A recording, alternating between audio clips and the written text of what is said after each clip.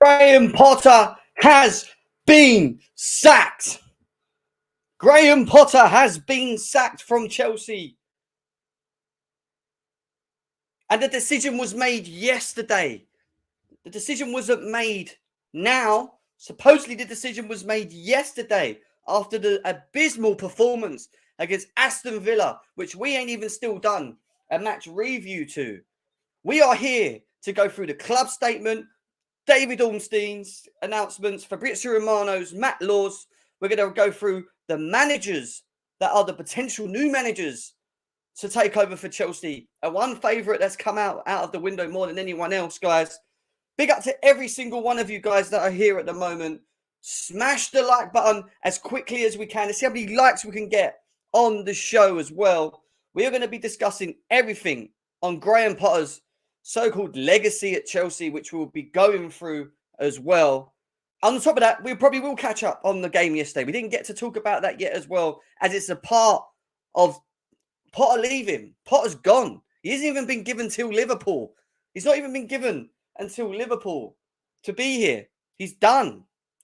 Guys, smash the like button, subscribe if you're new to the channel, and let's cue this intro.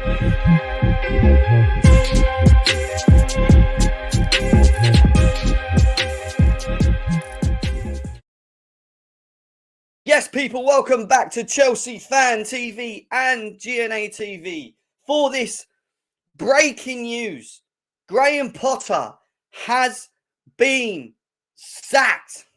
He's now left the football club with immediate effect. Gone. Dusted.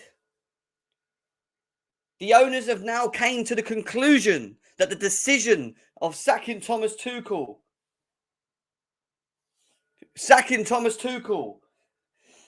and then coming into the position sorry, I was just reading the messages, getting messages as we talk. So even though I'm here, I've got messages going mad, next right and centre. So everything's going mad at the moment. To then put him forward as the manager has now backfired on them. I can't remember the last time two managers get sacked in one season. Thomas Tuchel, Graham Potter. We're going on to our third manager in one season. This is absolutely crazy, people. Absolutely crazy. Big up to every single one of you guys there at the moment. Nearly over 300 people in the building already. Before we even get into all of the stuff that we've got to talk about, let's go through the chat and see what everyone's feelings are in and around this news. Big up to Alexander. Big up to Isaac. Big up to Chelsea OG. Emergency. Best day of Philly's life, apparently. That's what Afro thinks. Big up to Callie. He is ecstatic. He is excited. We've got the panel that will be joining us later on in the show as well. Big up to Michael. It was always going to happen. Nagelsmann is someone that he keeps mentioning. He thinks Nagelsmann is going to happen. Big up to Steve. He says, first Harry Potter now. Oh, allow it, man. Allow it. Seriously says, yes, finally up the Chelsea. Jack says, over the moon. Cyril says, big up, Jem. Big up to you. Man, Ashraf in the building says, let's go, Jem. Best day of his life. He's excited. He's so happy that this has happened. Big up Simon as well. Better feeling than the win versus Dortmund. Best news from a Man United fan. Remember when he said he would try and win the fucking Champions League? Oh, guys, man. Oh, guys. We've got news on Nagelsmann as well. There's so much to talk about. Julian Nagelsmann is someone that seems to be heating up as an option to take over Chelsea. We've got some breaking news on that to be sharing with you guys as well. We'll get to that shortly, but we need to break down this whole Graham Potter situation. We need to break down everything in and around this. Chris, big up to you. Super AZ as well. Andreas, Jesus, there's loads of people here. Declared's in the building as well. Guys, if you've not hit that likes, please do that. Corey's in the building as well. Who else have we got here? Robert, yes. Big up to you. Everyone seems to be very happy. It's a decision that has pleased many people, especially many people in the chat from what I can see is right now. Big up to Steve as well, who's in the building, guys. Yes, we're going to get to Fab's tweets. We've got so much to get into, guys. There's so much to break down and go through. And we ain't going anywhere. We ain't going anywhere. Do not worry. So let's get into the thick of things, shall we? Because It all starts with, before actually we even talk about Graham Potter, the big question is, who's taken over Chelsea now Potter's been sacked? Well, the interim manager is Bruno Salto, who will take charge as interim head coach at Chelsea. He will be in charge for the upcoming game, probably against Liverpool. Who knows? Who even knows how quick Chelsea are going to move in appointing a new manager? It could be soon. It could be a couple of days. I wouldn't like to guess with these owners. They're so unpredictable. But the one thing that we will have to say with the owners, and we'll get into it a bit later on, is that they've kind of had to bite the bullet and accept that they have mucked up. They mucked up. They made the wrong decision in the outset. Yeah, maybe not on the Tuchel thing. Maybe they stick to that decision. But the decision to have appointed Graham Potter out of every other manager that they could have picked at the time, they had no heads there as well, you know, to really guide them in making the right decisions as well, which is another thing. So, like, there's a lot really that, you know, that's not worked, work for them in this instance. Big up to CFC Stephen in the building as well. So there we go. There's our new interim, guys. There is our new interim for now. But let's get into the club statement in regards to the sacking of Graham Potter at Chelsea. Well, here we go, guys. It says Chelsea have announced that Graham Potter has departed. Well, 1 second, guys. Got something else coming. Oh, God. Chelsea... Chelsea FC have announced that Graham Potter has departed the club. Graham Potter has agreed to collaborate with the club to facilitate a smooth transition. In his time with the club, Graham has taken us to the quarterfinals of the Champions League. We will face Real Madrid. Chelsea would like to thank Graham for all his efforts and contribution. And that's a real big, important part of this, guys, because I do not see us going into that game without having a manager. We might do. It might be that we stick with this interim, but I don't see it happening. I see us moving swiftly. I see Vivell now getting involved. You know, they have the tools now in terms of the knowledge, the experience, the guidance, which they didn't have when they made the decision to sack Thomas Tuchel. It was just them at the helm. We had no board. Now we have a board. You know, maybe that is in many ways heavily persuaded, not only on the performances as well, but also from the recruitment team, that maybe Graham Potter just isn't the right guy.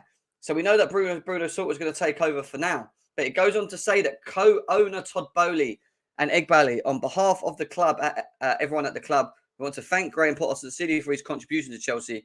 We have the highest degree of respect for Graham Potter as a coach and as a person. He has, what's it say? There we go. Jesus, what am I doing here? Sorry, guys. He has always conducted himself with professionalism and integrity, and we are all disappointed in this outcome. Yeah, they're disappointed in this outcome because they agreed such a lengthy contract with him. The lengthy contract that they gave him. We already were being told that if we were to sack him, which we have done, it's going to cost us around 50 million. It's going to cost us around 50 million to sack the manager. Big up to Christian for the super chat. Says, hi, my friend. Super News. Christian from Brussels. Big up to Christian as well. Thank you for the donation, bro. Massively appreciate it. What is your title? Not Matt. Oh, God. It's not about that, Matty, right now. It's not about that, bro. It's why Todd should never make another decision. Well, look, they made a lot of decisions. Let's be serious. These management, these owners made a lot of decisions in terms of, you know, the ball, the current ball that was there, the way they emptied them out. You know, then they emptied Tuchel out after they backed him in the transfer window. We go on to say here, along with our incredible fans, we will all be getting behind Bruno and the team as we focus on the rest of the season. We have 10 Premier League games remaining and a Champions League quarterfinal ahead. We will put every effort and commitment into every one of those games so that we can end on a high. Now, what does that mean? Does that mean that, well, because we're getting closely in the season, maybe appointing a manager now may not be the case? Maybe it's the fact that they will line him up, get him ready for the summer, and they're just going to give it to Bruno himself to try and see if he can pull us through it. It's a big thing to do. Someone that's not managed, an interim that hasn't managed at this highest order for sure. I don't know. We are still in the Champions League, guys. A buzz, a kick that you can get from a new manager coming through the door is massive. Absolutely massive. And that's why I think that they are probably trying to get something done now. They will show direct action. They will have probably spoke to the recruitment board of the with Ravel and Lawrence Stewart and whoever else, Winstanley's. They might have spoke to all of them, and they have said, "Look, how do we move? We need to be aggressive. What do we do?" I think the next move is to be aggressive in getting the manager they want. It has to be very clever this time. I say very clever. It has to be a little bit more intelligent with the way that they, pass the contract on to the next manager. We can't be giving them 5-6 year contracts with a 50 million payout or a 60 million payout. It makes no sense. Cyril's saying get Conte. I don't think he's the right guy. Not for what we need right now. Not for what we need right now. So, yes, he's gone. If you're not known, guys, he's out. He is out the building. Now, we move on to some of the bigger journos that have obviously come out as well. We move on to Ormstein, guys. But make sure, guys, you're smashing the likes. We've got the team to come in as well. We've got the panel coming very soon to share and talk about everything as well. We're going to be going through your comments shortly as well. Potter will receive regular severance unrelated to remaining duration of the 5-year contract since on joining Chelsea from Brighton in September 2022. Most of his staff to remain at CFC until an exhaustive process to recruit new head coach is complete. So Graham Potter's kind of stood aside, shook on it and said, look, I won't be a div about this. I have got a lengthy contract, but let's see if we can negotiate it on the most smoothest way possible. Now, I don't know whether I can get into this article because it's The Athletic and they always make you pay for everything. No, we've got into it. So we can now go into the Athletic article that talks a little bit more in and around this decision via David Ormstein. And it goes on to say right here that the club moved to end Potter's reign after just 7 months following a 2-0 defeat by Aston Villa. The 47-year-old has overseen just 4 wins this calendar year and leaves Chelsea in 11th. And that maybe is the breaking point, right? The fact that we're not even in the top part of the table. 12 points off the Champions League places. In a statement, the club said Chelsea FC has announced that Graham Potter has departed the club. Graham has agreed to collaborate with the club to facilitate a smooth transition. Oh, and then it goes and does that. Cheers, Athletic. Cheers. I was in... Let me see if I can... 2 seconds, guys. Let me see if I can take this off. No, I can't. So we can't see the rest of that because they want you to pay £1.99 a month. Well, this is breaking news, guys. We was getting into that as well. God's sake. Ormstein. So, fine. We move on to Fabrizio Romano because he will share the news that we need to share. So let's go into that. And it goes on to say that obviously he's announced as well that obviously we've got rid of him. He's been sacked. Then goes on to say that the pressure on Graham Potter after the Bulls always supported and backed him. Now, Chelsea, this is what he said originally. He also said that understood that Chelsea always appreciated Nagelsmann as a future top coach, which didn't make a lot of sense back then. It then goes on to say that the Chelsea owners, Bodie Nigbali, on behalf of the club, we want to thank Graham Potter. We have the highest degree of respect. We already know this from their perspective. We know he's taken over. We're going to get into Nagelsmann news in a second once we've covered Potter.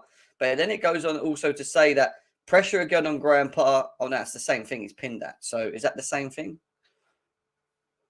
That is the same thing, isn't it? Yeah, so let's refresh him up. And then what I want to do is quickly go over to... Yeah, all right, cool. What I want to quickly do is go over to... let's quickly go over to Ben Jacobs because he might give us a bit more of a... Everyone's looking at Nagelsmann. Nagelsmann is someone that's heavily being touted for Chelsea. Yeah, he's giving us a bit more. So we know all this. What is your def? This stage well, but again this morning, that was absolutely the club's plan. Things changed very fast. Potter expected to have the Liverpool game, and club even sent out his pre-match presser invite. But by early afternoon, CFC ball would move fast. So he was basically going to manage the Liverpool game. But in this short space of time, whatever happened behind closed doors, was it Vivell, whoever it was, the decision just turned very quickly and aggressively. And it got to the point where Graham Potter was getting sacked. It got to the point where nothing could help him. He also goes on to say that the decision to sack Graham Potter was moving fast, but in the end, unanimous. It was unanimous. It was in the end. It was unanimous. It was led by Paul Winstanley and Lawrence Stewart. There will not be an exhaustive search for a replacement. Nothing is imminent at this point. Graham Potter has been sacked by Chelsea, very unexpected and fast developing based on this morning. All happened very quickly as I anticipated. He'd managed it against Liverpool, but things moved quickly and Potter is now gone. Now, did he add to some of this? Because he likes to add. So let's just quickly have a look if there's any more news on some of this. No, he's not. So there we go, right? Ben Jacobs has told us that some of the Chelsea board were just had enough. They wanted him gone. And, and they made themselves very clear. We know that it's going to, we're being told again, like Nizar Kinsella's sort of repeating the same things, that it's going to be a smooth process. I'm waiting to see whether there's any, 2 seconds, guys.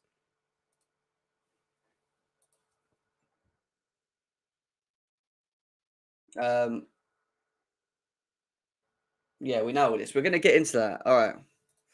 This is interesting, though. This is quite interesting. So, via CFC Pies, we're going to get to Matt Law next as well. Matt Law's also come out with some news as well, which we're going to get into. But via Pies on Todd Boehly, this comes from here. Todd Boehly believes Chelsea can win the UEFA Champions League, and the situation changed after he held talks with Potter today. Chelsea players are shocked. Graham Potter could join Leicester City, is what TalkSport is saying. Graham Potter could join Leicester City. Brendan Rodgers out the door, Potter in. They're not exactly moving too well themselves. Could Potter find himself in a job very quickly again?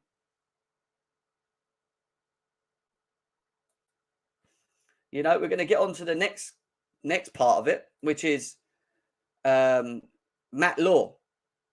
Matt Law, which is what we're going to go into next. Matt Law's comments on this whole news. Well, we've got an article here. Maybe we can get into that article as it's the Telegraph. I'll see if we can do that. No, is the answer to that. Let's try this again. In the meantime, guys, make sure we're smashing their likes. It's over 500 people. It's going to be a bit like this today, guys. I'm going to kind of be in and out, just bringing you latest news, keeping you guys updated. We've got it literally just rolling through, keeping us going. No, I can't even get into the whole. What's going on there? I can hear myself now. The whole statement, but it kind of sends right here. Chelsea sacked Potter. Stunned players find out via club statement. So the players were only made aware of via statements. They weren't even told, which makes sense because it seems like the decision was made very quickly then on after. Maybe he trained some of them, the ones that didn't play yesterday, and then walked off, and then the decision was made. I don't know, but we're being told also that, and this is where it gets a bit confusing, we're being told that the decision was also made yesterday. So there's a bit of conflicting reports in and around, in and around when it was or when the decision was made. It also goes to say that decision led by Stewart and Winstanley. Now, I do think Vivell is heavily involved in this. We're going to talk about a specific manager being a big option for Chelsea, who we're going to get into very soon. No immediate successor lined up. Chelsea do not have to pay full value of Potter's contract. Would have been about 50 million. So what does it mean by that? Chelsea do not have to pay full value of Potter's contract. So have they negotiated with Graham Potter a lower figure, which goes against the contract? Maybe that's the case. Who knows? But what I will say, guys, is we'll find out more. And, it's a big decision from the board. It's a huge decision from the board. Yeah, everyone in the chat. Big up, guys. Nearly 600 of you guys here at the moment. Respect to every single one of you guys. Do me a favor, though. Keep smashing the like button if you haven't done already. We're going to talk about... I can't get into the article, which is annoying. We're going to go into the comments from Winstanley and Lawrence next, which talks about the next manager. Lawrence Stewart and Paul Winstanley, led by the final decision, sources say will be an exhaustive process to find the next manager. Exhaustive, meaning where we are right now, the options maybe that are available. Now, there's one that stands out massively, and we're going to get into him in a second. But let's just quickly stay on the Graham Potter topic here. Now, when we look at Graham Potter's legacy at Chelsea, you know, how good, you know, what, you know, was there any good in it? Well, I have done a video, and straight after this, guys, and if you can check it out, there's gonna be a video uploaded where we talk about the sacking of Graham Potter, a bit like we're doing now, but in a sort of a 7-minute video. Give me 2 seconds. I'm just trying to load something here. Yeah, number one. No, that's an old stat. Why? Number one, Graham Potter, on paper, has won 10 games and lost 10 games. Won 10 games and lost 10 games in the Premier League. Now, when you look at his overall record at Chelsea, well, we'll get into that. Now, he goes, and I'm pretty sure, and I might be incorrect when I say this, I'm pretty sure he is rock bottom as probably Chelsea's worst ever manager based on stats to have ever taken over Chelsea as a manager.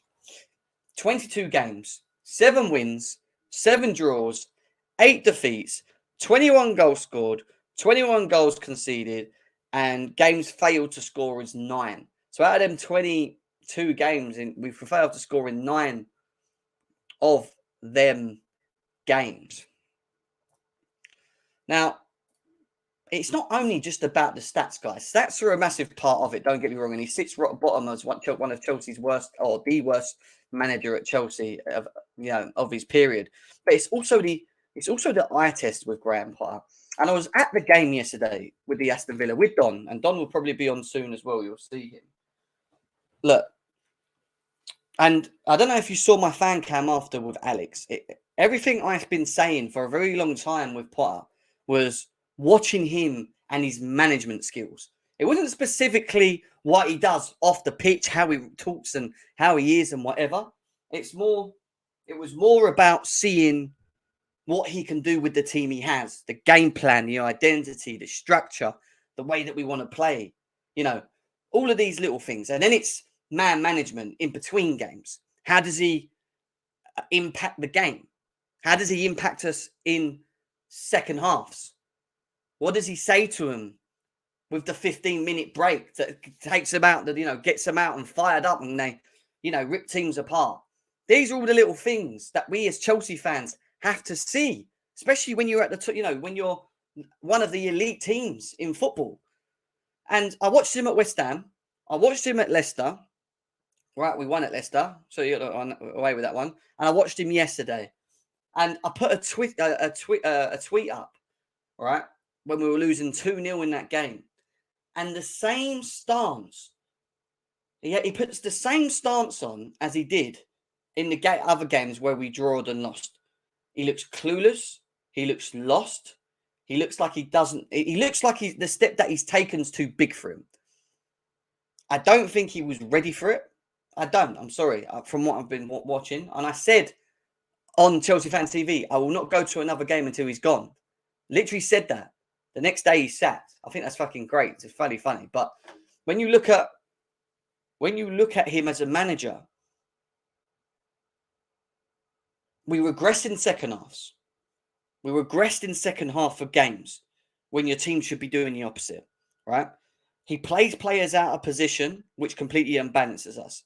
The system yesterday, and I'm going to use yesterday because it's the most recent game that we played, guys.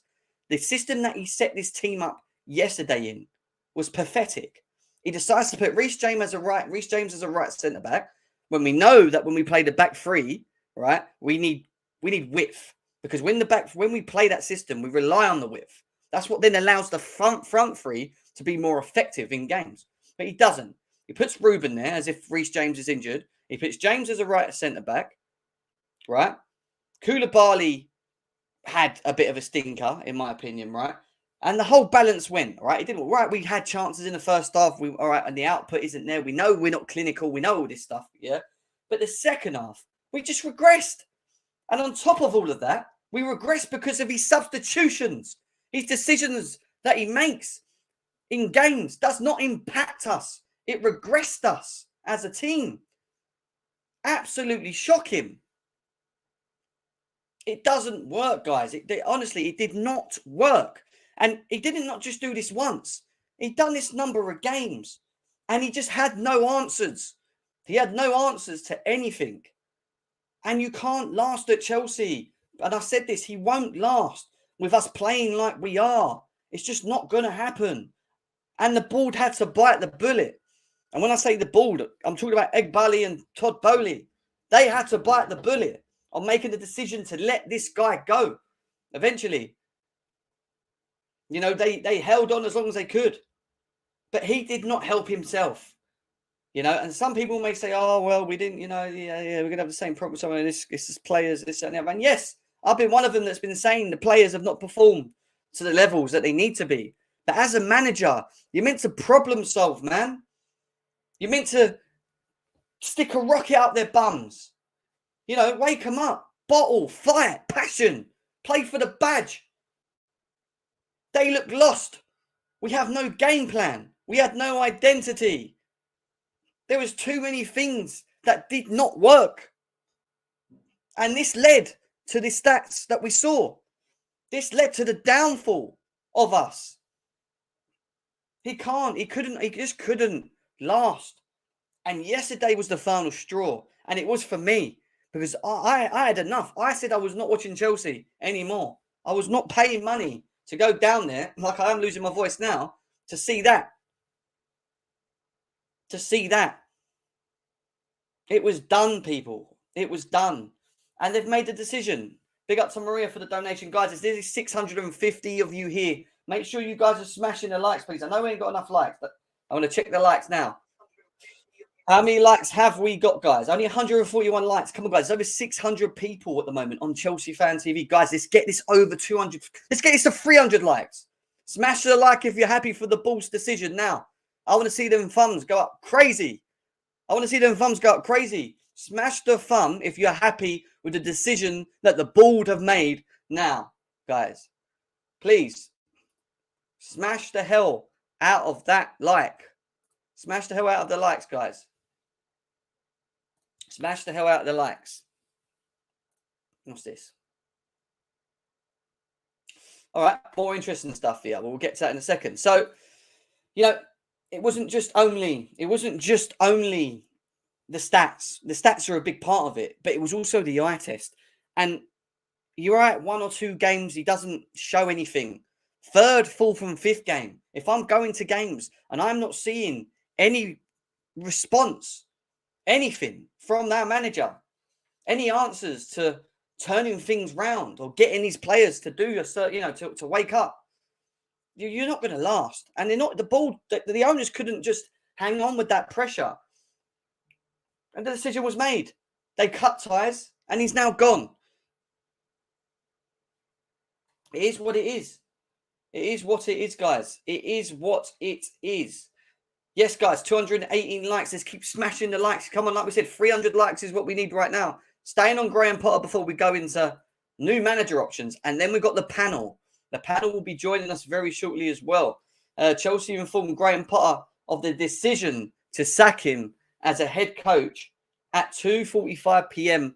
on Sunday afternoon. So there you go. He was sacked on Sunday afternoon at 2:45 p.m. Done out here. Dusted. Gone. So there you go. They must have had the discussions last night about it, right? They must have. That makes a lot of sense. And obviously there would have been pressure from the recruitment team to the owners. There would have been probably a discussion with Potter on where they stand with things. Maybe they did tell him that he's got the Liverpool game. And decisions can be made differently quickly. And maybe that decision has been made quicker because of the option available. the option available of who can come in and take over. And that goes on to the next real big thing, which we're going to talk about, which is who is it next? Who will Chelsea looking at? Well, this is the guy that seems to be standing out the most. Julian Nagelsmann. We understand there has been already approaches for Julian Nagelsmann to be the new Chelsea head coach. Talks will continue to make final decisions before he's the favourite. No confirmation on Pochettino links at this stage. Nagelsmann mentioned in internal talks yesterday. Well, why would that make sense? Well, let's think about it, right? We like the Red Bull setup, structure, idea. We're looking at it as an idea maybe for us to go down the same sort of route, right? But barring with more money, because we can still go out and be aggressive and buy players. But in terms of the longevity of what this club wants to do and the way that we want to run, it looks very clear that we want to try and run that Red Bull model. Now, with the Red Bull model, we know that Julian Nagelsmann was a success. We know that he's won trophies.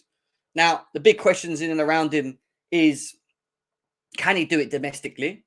Would he be the right manager next to come in and not only get us playing well and have a game plan, because that is important, but also install the winning mentality that we need. The winning mentality that we need to go up that next step, back in the Champions League positions, and then obviously challenging for titles. Now, it makes a lot of sense when you think about who's already there. We know that Vivell is a part of our board at the moment. We know Vivell has very close relationships with Julian Nagelsmann. We've got Christopher Nkunku coming to Chelsea as well. Some people in the chat are saying Jose Mourinho. Guys in the chat, there's over nearly 700 people here right now. You guys in the chat tell me specifically who you want as next manager. Who do you want to see at Chelsea as the next managers? Because we've got a couple. We've heard Poch, we've heard Nagelsmann, we've heard Jose, we've heard Enrique. I'm not going to throw Zidane in there because we've not really heard much on Zidane. But Enrique, Poch, Nagelsmann. I mean, Jose, maybe. Put Jose in there as well. Who are we going for? I'll be really intrigued to know what you guys are saying on this. Now, we move on from, obviously, that. We stay on Nagelsmann because it goes back to, again, Fabrizio Romano, who goes on to say that Julian is the favourite candidate to replace Graham Potter as the new head coach, as reported yesterday. Nagelsmann was mentioned yesterday during internal discussions. Julian is considered as a talented coach. Talks are ongoing to make the best decision. Now, we already got told that we're not going to exhaust, which means that we're not going to go out and it's going to be a very exhaustive process, which basically means it's going to be very hard to maybe attract a big manager now. Don't get me wrong. Now, if you're Julian Nagelsmann, let's just look at him right now. You lost 3 games in your reign at Bayern Munich and you got sacked. Now, we're being told there was internal problems with him and the board. So the decision wasn't specifically only, to do with what was on the pitch and how they were playing. It was more to do with the board, right? And they made the decision to get rid of him, and they've brought in Thomas Tuchel, who is now, the now the manager. Who is now, who is now the manager. If you're him, and we've been told that he was skiing at the time when he got the decision to be sacked, you're probably quite shocked. Now, as young as he is, would he be looking for a job, imminent straight away? Maybe. He's got links to Christopher Vivell. He might like the structure of what Chelsea are doing and what we present to him because it kind of fits the Red Bull model. Is he the perfect manager moving forward? I think there's still massive question marks. I'll be honest with you guys. He's not one that we can scream and go, yeah, look at his CV, yeah. No. He's got an identity. He's got a style of play. He's got a game plan. Will it work? Will he just need time? Yes. Will we have to get the length of the contract correct? Yes. We'll just have to wait and see. I mean, a lot of you guys in the chat were saying Enrique, Nagelsmann's the man. Nagelsmann, Jose Mourinho, Pellegrini. Enrique flicked Nagelsmann a third time round with the special one with the new setup, is what Jake's saying. Brendan Rodgers in. Very funny. Very funny, Guna. Jose Mourinho, Nangelsmann, Sergio Conceição is what we got here. Zidane is the most exciting appointment. Mourinho, please. Zidane, Conte. A really mixed bag. It's a really mixed bag that we've got in it right now on choices. Now, he has been brought up in internal discussions yesterday already. Now, that's obviously come from Vavell, the recruitment team, of the option of maybe bringing him across. I would assume before making the decision to sack Graham Potter as heavy as they have or quickly as they have, that maybe Vavell, with his relationship already in place or intact, having these internal discussions with Nagelsmann, finding out where his mind is, what he's up to, if he's ready to go straight back in. I think there's some meaning behind this, if you want my honest opinion. I think there's some real meaning behind these links. Is it a rushed decision from our side? We don't know. It depends how quick we kind of make the decision. I don't think it's an easy decision because I don't think Nagelsmann is completely the clear choice by the sounds of it. There might be other names thrown in it, which means that maybe it's a job open. And a job open means that maybe it takes a bit longer than a day or two or a couple of days. As we've seen how quick Bowley moved in signing getting Graham Potter appointed and sacking Tuchel. I could be wrong. It could be another Tuchel/Potter moment where we've sacked him off, and tomorrow morning or tomorrow afternoon or tomorrow evening, Nagelsmann is the new manager of Chelsea. I don't know. I don't think so. Not on the fact that we've still got to play. So I think it will take for the rest of this week. We will learn more. Nagelsmann is also supposedly very in love with the CFC idea. It's getting very hot. He's hungry for the job, is what I've also read on Twitter. So I don't know. Let's just see what happens, guys. Let's just see what happens. But there is options, and there is other options other than just him, because yes, he may be the one that spoke the most. Pochettino is another that is available, and we've had lengthy discussions about. Luis Enrique is another who has been linked with Chelsea for a while. He's been linked with Chelsea for a while.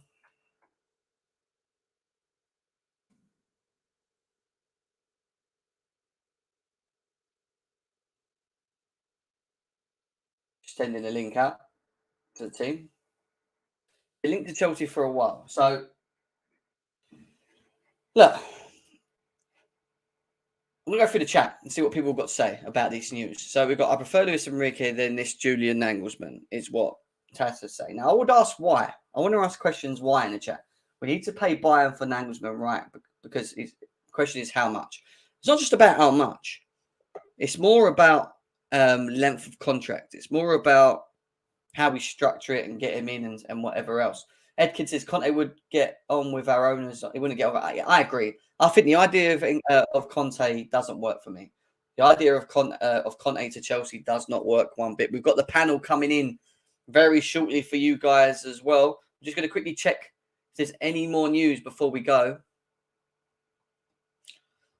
And yeah, do you know what? I agree with what Lewis said here. I'll go to Lewis's comment before we actually bring in the panel as well. We've got Couch, we've got Kelly, and we've got Hassan, who we're going to get in a second. Goes on to say that they gave Potter every chance to turn things around, then swallowed their own pride and were able to sack him without having to give a full payout. Time to put some respect on Todd Bowley and Egbali as well. Well, that's true, supposedly. That's true. And that brings in, obviously, the panel who are here now as well. And it's been a crazy Sunday. It's been an absolutely crazy Sunday. There's been more news on Nagelsmann as well, which I'm going to get up from Fabrizio Romano, which I need to find as well. But while I'm doing that, I want to talk to Couch. Quickly. Couch. Potter sacked. Nagelsmann supposedly in the lead. It's never a dull day at Chelsea, is it, mate? I mean, they ruined my video. I was halfway in between editing my video for the Aston Villa review, where I was just berating this guy for his decisions. literally in the middle of berating this guy for his decisions, and my phone's blowing up. You guys are texting me, it's done, he's gone. I'm like, yo. So the video I'm about to release is the half Aston Villa half sack video. It's just crazy though, dude. It's not something that I didn't expect to have happen though, because we've had 7 wins since September. 7 wins since September. The standard and the expectations of this club are much higher than that, especially when you put the investment that we put into this club. You know, like, you can't accept that. Even if you wanted to give him the time to, you know, find his feet, you know, have the squad coalesce, get some synergy on the pitch, the results were just not there to give him that time. We haven't seen any progression in this squad. Like, let's not kid ourselves. The progression that we've seen is the playing staff that we put together. We bought better players, so we're going to see better football. But the actual ideation on the pitch, the actual application on the pitch has not improved. As a matter of fact, it's regressed. And we had to go back to a tactic that we saw before in order to find some level of success, because nobody understood what this guy wanted. His preferred style of play was not what the squad could not take to his preferred style of play. So we went back to what was working under Tuchel to see the results change. So I didn't see. I was on like a Mo stream yesterday. I was like, I didn't see it. I couldn't see it getting past Liverpool. If we didn't get a result versus Liverpool, I knew that the axe was coming down, and I expected this result to yield the discussions for what would happen on the subsequent. But I didn't expect this to happen today. Yeah. But the decision was made to put that he would manage Liverpool, and then swiftly this afternoon changed around. Like, they just completely just changed their mind. Who was saying that he was going to get Liverpool? Who was saying that? Well, no, they did. Well, let's have a look. I can't remember actually. Someone in a lot of conflicting journalist reports. They're coming in over. There were some at TalkSport. There were some by Ben Jacobs, but don't quote me on which ones there were. Some were coming up by Ornstein. There's been a lot of. Ornstein said Hey, no sling at Ben Jacobs, bro. He's a friend of the channel, and he always lets me talk in his spaces. So, you know what I'm saying? We get them wrong sometimes. I was after Ben Jacobs. What's it called? Twitter space. Yeah, I was there as well with you. He did say something like there was a feeling he would stay up until Liverpool. Yeah, that's but what then he said around. Yeah, we also got told just now that the decision was made this afternoon swiftly that changed their minds. So something happened that's made them go. Actually. I mean, after the game, is that the right time to have a board meeting to discuss what the decisions are going forward? There would have been today would have been the day anyways, right? There would have been internal discussions with not specifically Potter, but the Vivels, the Lawrences, and whatever about today after cooler head prevail, and you examine the wreckage, right? Yeah, that's when you make the decision. You don't make it in the spur of the moment after the result. Like this is exactly when you'd expect it to happen, but. You know, everyone the grandmother came out with reports yesterday and said, yeah, you know, they're going to keep him to this day and like no decisions about it until after the Champions League. They didn't even meet. I'm sure they didn't even meet until today. I did think, I'll be honest with you, I think Todd Bowley was walking past me yesterday when I done the fan cam and said that I won't turn up for Chelsea. Another game at Chelsea. Walking past us, Jim. Yeah. Yeah, he heard us, Tom, didn't he? He heard us, didn't he? Watch that fan cam, man. It's that fan cam. He's like, nah. Callie, let's go to you. Obviously, one second. Let me read this Snapchat and we'll go to you. Obviously, Victor, big up to you for the donations. If sacking Tuchel was a mistake, I said this from day one. Why sack an elite manager in Tuchel for a Champions League manager in Potter? Potter should be arrested, and as well as not just sacking, is what Victor's saying. Victor, thank you for the donations. Can you leave that super chat up? I also add to that by saying one thing. I don't think I've ever seen one season where 2 managers have been sacked. It's never happened. Potentially having another one appointed. I can't think of another team that's ever had done that ever. So I don't think it's time. It's time. Go on, Callie. Go. Where? I'm gonna borrow a bit from my United brethren for a bit. So,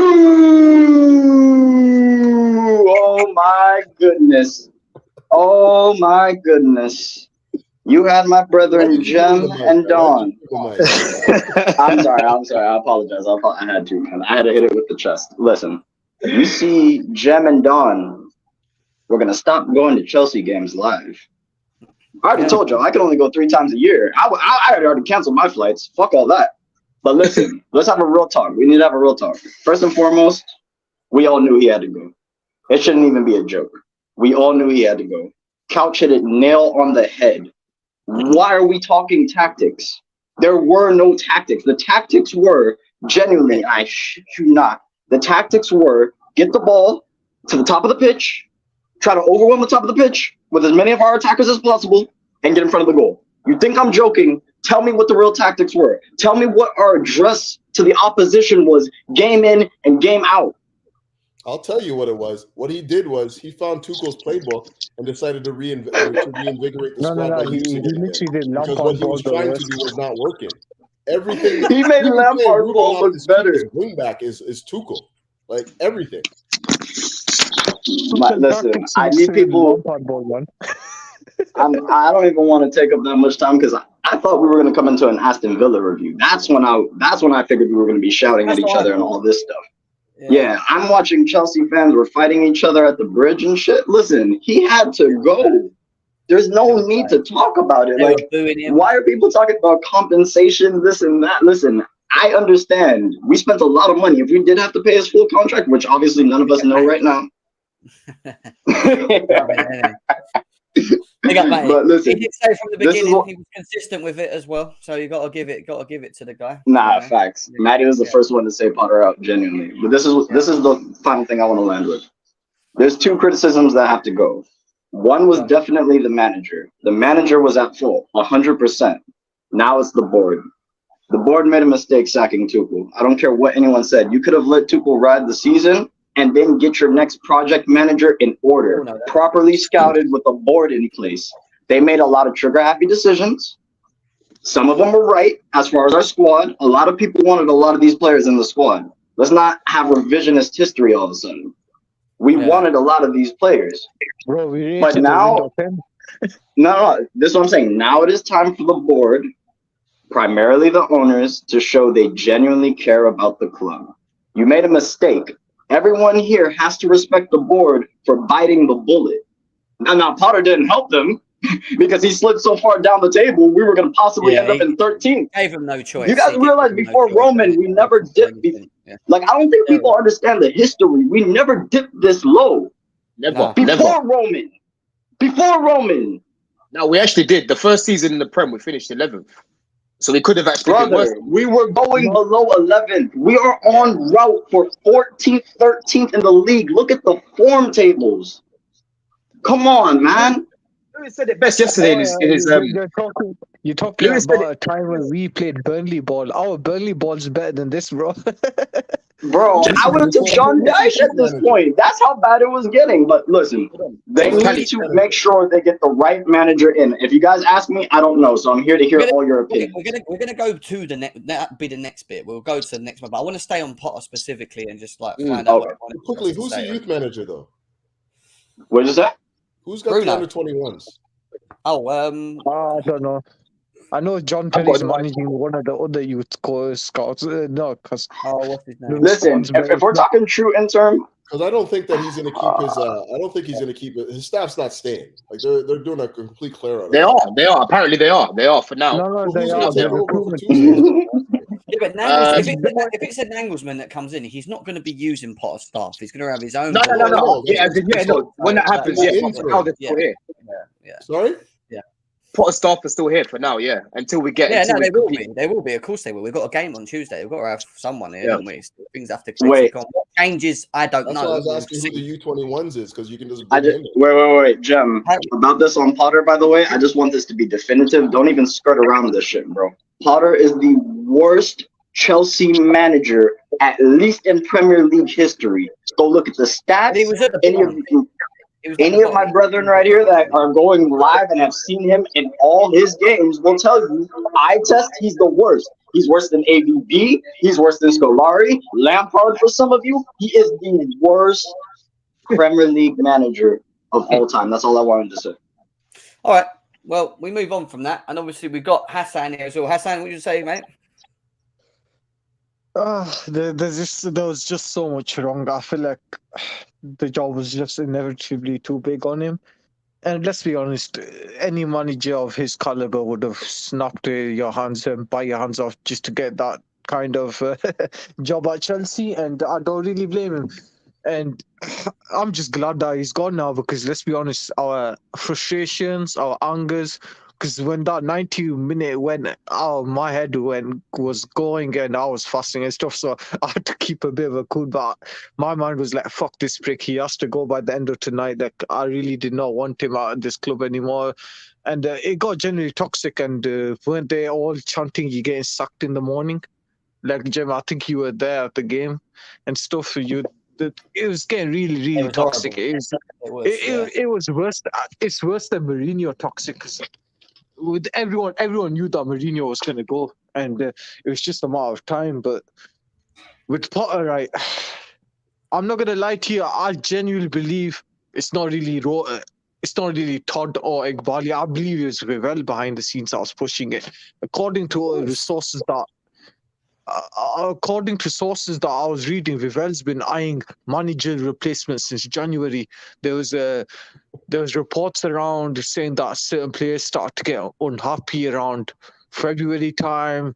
There was disharmony and stuff, and I genuinely believe that the players just got together and stuck it up because Champions League is what most of these players care about, and because it's evidence. Because look, before that 2-0, before we won 2-0 against Dortmund, nobody expected us to win that. Nobody expected them to fight.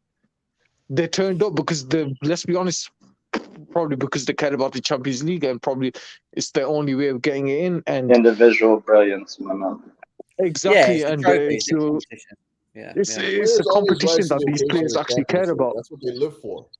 You know, Yeah. that has Exactly. nothing to do So with it's the what manager invigorating they the really squad care about the to play league. a style They of can football form that they want to play. Like that had nothing to do with him. That's individual players understanding Of the course it importance is. of that tournament. Couch. I was literally gonna say they just played because they like the competition. They want to stay in. They didn't care about Potter. And like what Kali said is right. We paid more money for him to hire him, which was like what £21.6 million. Adding 60 million to the contract, 50 million for his recruiting department. We spent inevitably the whole package is plus 100 million.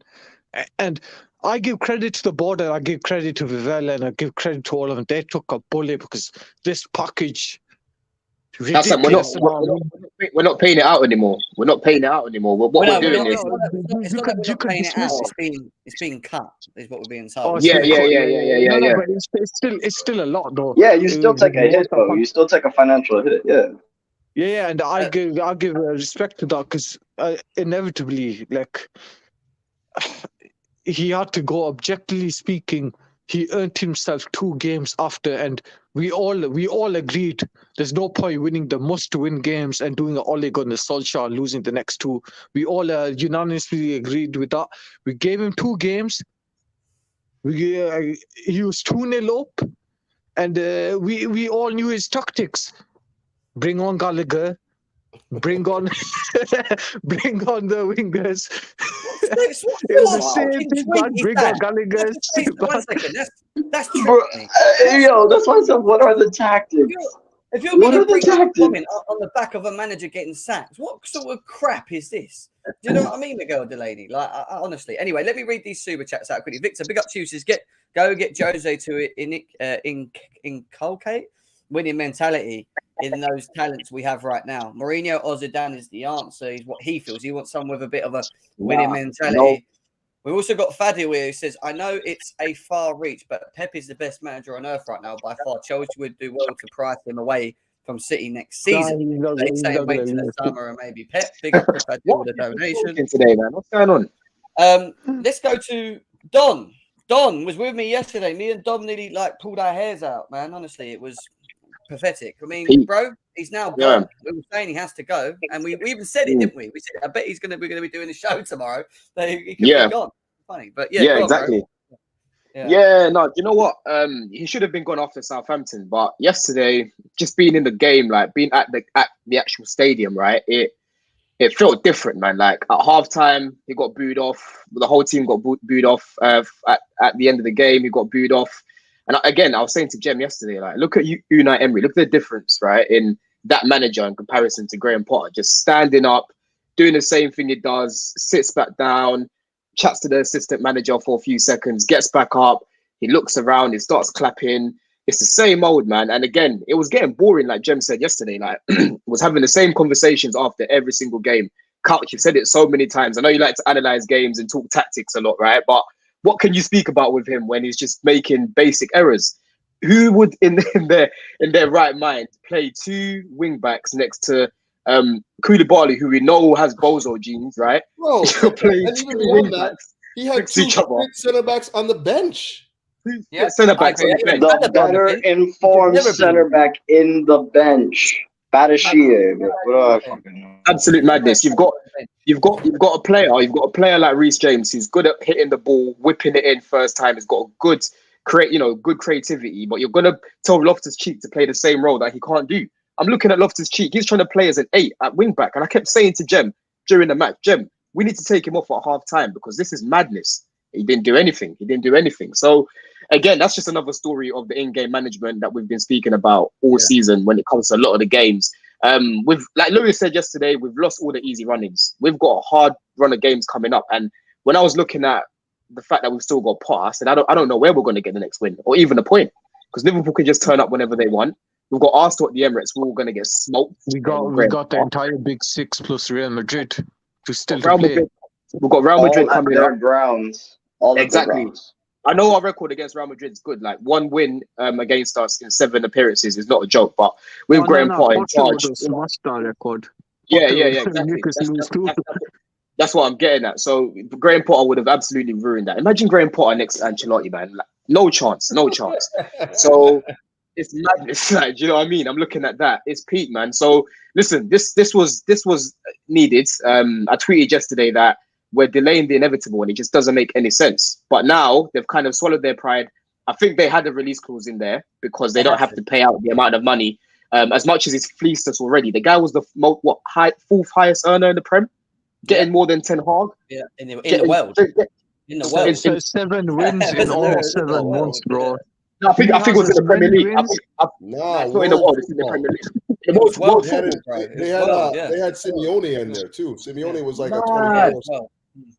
Madness. Yeah. So for me right now, like I said, Nagelsmann, I do think is a good coach, but I want us to not rush into it. You know, make the right decision because this is going to be critical now. Because again, Bowley made that decision when he didn't have, Vivell and Winstanley and that. He made that decision by himself. I can't fault his ambition, but now the eyes are going to be on him. Now everyone's going to be looking at this next appointment because it has to work. It has to work. Facts. So well, I mean, it doesn't have to work, but you have to recognize that the situation is untenable, and they've done that. I don't know if the next manager has to be the guy. We want him to be the guy. We want everyone to be the guy. Anyone that comes to the club, I want him to be successful. But the point what I mean is that there was an error in judgment by bringing Potter to the club. That's the most important thing. Whether or not it's Hansi Flick, Nagelsmann, whoever these names are, you want it to work, but it doesn't have to work.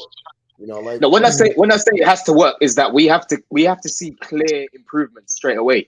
I'm looking at Aston Villa. I'm looking at Aston Villa, right? And let me just land my point, Hassan. I'm looking at Aston Villa. When Gerrard got sacked, right, they were 17th. They are ahead of us now, right? When he got sacked, they were 17th. They are now 10th. Yeah, and you can see that he's changed it there. We spoke about their form before the game, and I said to you, James, Ollie Watkins is going to more as well. Do you know what I mean? So you can just see it. Like when you've got a good coach, things are going to happen straight away. Look at Sean Dyche. First game, you can see a clear difference. So when I say it has to actually work, I'm saying in the short term as well as the long term. Of course, ideally, yes, we don't know what's going to happen long term. In the short term, we need to see a drastic change from the dross that we've seen because we need to start preparing. If we're not seeing that. Yeah, that's why I don't see this decision maybe being rushed as much. And when Matty mentions about the genuine question of the board making the right appointment after obviously the sacking of Tuchel and bringing in Potter, I think this is the difference to where we are now to where it was then. And when you look at where it was then, it was just Bowley and Igbali and Tuchel. There was no there was no real guidance with the board or recruitment team of Vivell or Lawrence There's Stewart. no or Rich Vivell, Kennedy, no to Which was Shield. be part able of the to problem, feed- to be honest, if we're being honest, right? Yeah, Because to you know, be you don't able make to- a decision about who you want to be your manager going forward before you assemble your team. Well, you know, look, but they made your directors, right? What I'm getting at is they made real big rash decisions, like getting rid of half of the current board that was from Roman era, yeah, along with the decision off backing Tuchel, but then getting rid of him without really digesting and understanding what they were doing, because what they then did is run to go and get, you know, they got rid of him, fine, but then it was the decision of appointing a manager that had never managed at this level. What made them, you know, have that mindset to be able to have done that? And you look at it now, and the big difference now is that you have got a Christian Vivell in your head with the experience, the understanding of football, and the knowledge, you know, the idea of, well, right, you want the Red Bull model. Okay, cool. We know what project we want to do. We're all here. We understand what route we want to go down. But these are the managers that I think are going to be able to do that. Obviously, Nagelsmann for Vivell is going to be number one. Let's not like, he's going to push that to the ground. Like that, I can see that happening. But then you've got Lawrence Stewart, you've got Paul Winstanley, right? And this is why I think with the word exhaustive, meaning that it's not going to be something maybe that happens so quickly. It may be apparent, because I don't think Todd Bowley and Egbali really know Nagelsmann. I think they're just relying on the people next to them to give them a bit of guidance that fits their module idea, and say, "What As they should, as they should, exactly, as they should." So leave the football what I'm decisions saying to men that work in football. exactly. I was going to say. One second, Hassan. What I'm saying is, it might be a case that it's open. We've got to bear in mind, we've only got 10 games left. All right, we've got Champions League and it's important. I get that. And we would like to ideally have someone in. I get all this. But it might not be a smooth, quick process with the board actually agreeing on specifically one manager like that straight away. Because they have to get it right, you know, to a degree. They're gonna have to pitch who they think best. He's gonna have to pitch who he thinks best, right? And this is the thing, Jem. I'm not gonna completely fault Bowley for what he did, because look, everyone can make mistakes, yeah. And he was playing the game of football on paper, because he's looking at data-driven model, and he's looking at Graham Potter. He comes from a data-driven background, so he's looking at it like, okay, if he comes from a data background, maybe he'll work at Chelsea. But we all know football's not played on paper. He was not the right appointment at the time. I was behind it at the time because I could see the logic. I said, right, okay, let's see if we can actually cook something up with resources behind him. But clearly, he was out of his depth from the get-go. So, Matty, you were right, bro. From the beginning, he's been banging on, saying that this guy's going to make us worse. You know, I said, look, he's here now. They've made a decision. Me saying get him out isn't going to change anything. Let's just see what he does once we've actually got some new players and people, you know, back from injury. But it's just got worse, Jem. He's getting worse. Yeah. He's got worse with better players. He gets worse every second half. The decision-making, the insulting of our intelligence, every press conference, it's a madness. So this has been long overdue, man. And I'm happy that this nightmare is over for now, because it feels like a bad dream that's been going on for the past however months, 8-9 months. Feels like a bad dream. So we're not fully awake yet, but at least we can just get up now and not have to think we're going to have a nightmare later today. I'm awake. You know what I'm saying? I'm awake as well. I'm wide-eyed and bushy tailed. When I say awake, I'm saying that I ain't got chest yet, because there's nothing to show for it as of yet. Do you know what I mean? But what it is that everyone's looking at that he's gone. You know that. Yeah. Right. Finally, they've actually grabbed their balls and gone. Do you know what? Actually, we fucked this up here. Like this. Do you know what though? When I saw the statement posted by the club, I put it in all my group chats, and literally all my boys that are rivals were like, no. They all say no. They're not happy about it, because obviously they wanted him to stay. Do you know what I'm saying? So the issue with it, I'll say this, right? The issue with it, Don, and we was at the game yesterday, and this is what, and I said it at the beginning of this game, is that there's too much quality in this team to be playing like we are. It's just no answer. It doesn't matter if it's Koulibaly or Reece or whatever. That quality of that team beats Aston Villa all day, in my opinion, right? But we don't. In the second half, I've never seen a manager like Potter that is able to regress a team as much as he has. Like, there was just nothing. Like, they just don't. They're just so lost out there. Like, it was like, you saw how angry me and you were getting watching that game. I wanted to leave after the first half time. I was done. I didn't want to watch it because I knew I could see it happening again. And I'm looking. And you know the funny thing is too, beyond that too. The funny thing about that whole thing too is, you would expect a manager to come out and just invigorate the squad. Like he doesn't even have those. Like the squad always seems to regress every time that guy comes out of a. It's weird. And then when you look at his substitution patterns, like aside from that, did any of the substitutions outside of N'Golo Kante yesterday make any sense to you? He brings on Madueke to play right wing back. He brings on Pulisic to play left wing back. He moves Chilwell, the only real attacker that we had all game, to left center back. Like anyone with even a novice understanding of football could see that those decisions made absolutely no sense whatsoever. In the middle and puts Kovacic as the holder. I couldn't believe it. I couldn't believe it. I don't know. Kante was playing right wing. He was playing right wing. He was playing attacking midfield. He was going back. I don't understand it, man. It was a mess. I'm sorry. He lost there and then. I looked at him and he had lost it for me at West Ham when he doesn't know how to get himself out of situations when he goes behind. He just doesn't have the answers. That's the problem. He don't know what to do. Victor with the super chat says it's obvious British managers can't coach top clubs. My mum can do better job with that squad in Chelsea. Get top club managers like Enrique, Mourinho, Zidane. Don't trust Nagelsmann and Poch. Now we have a sporting director, so he's more confident in the sporting director. He goes in again and sends another super chat donation. Big up to him. Oh my God! Big up, man. Big up. He's like, "Yo, man, get rid of this guy." Big up, Victor. He says all the excuses they was making for Potter is over. From half of the team was injured, as teams to bad result, to as many big players with big egos. Which one is which Potter? Just tell them this club is too big for you, is what he's saying there. And you know what it is? That is a true statement, because you know why? Like it's beyond okay. First of all, we all know that we haven't really identified a style of play with this club. Like there hasn't been anything, right? But aside from that, I don't think this guy's ready to manage at this level where you have a game every 3 days and every game you have to win. Like we're not thinking about like, the lads gave everything and then we drew at home to Aston Villa. Like you have to come out of those games, prepare the squad. And I agree that coming out of an international break where you don't have a lot of time to prepare with your preferred lineup, it's hard, it's difficult. But top managers can do that. Top managers have a style of play that is conducive to getting wins in those conditions. Top managers know how to get 3, 4, 5, 6 wins on the trot. When you're playing 2-3 matches in a week, he's in over his head, man. That's really what it comes down to for me. This is a really obvious comment though, isn't it? Really, Christian Falk. I mean, what would you choose? A team that's successful or a team that can't fucking win a blimmin' baby cup? Do you know what I mean? Of course he's going to choose Chelsea over Tottenham. Do you know what I mean? They'll probably get Brendan Rodgers. It's all lined up for Pochettino to return, man. It's all lined up. You know what? I heard somebody on a stream yesterday. They said that Potter would be the ideal replacement for Spurs. I think it's good for Spurs. It's good for Spurs. I'm being real. It's less the time for him now. Are low. Time for him now.